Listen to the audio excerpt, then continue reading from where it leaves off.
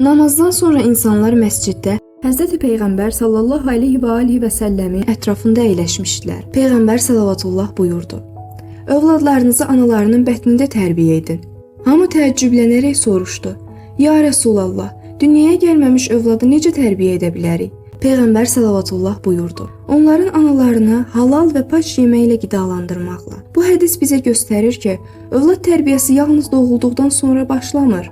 Əksinə, hələ uşaq ana bətnində olarkən valideynlərin həyat tərzi, xüsusilə də ruzi qazanmaq və qidalanmaqda halal harama riayət etmələri övladın gələcək həyatına, xüsusilə mənəviyyatına təsir edir.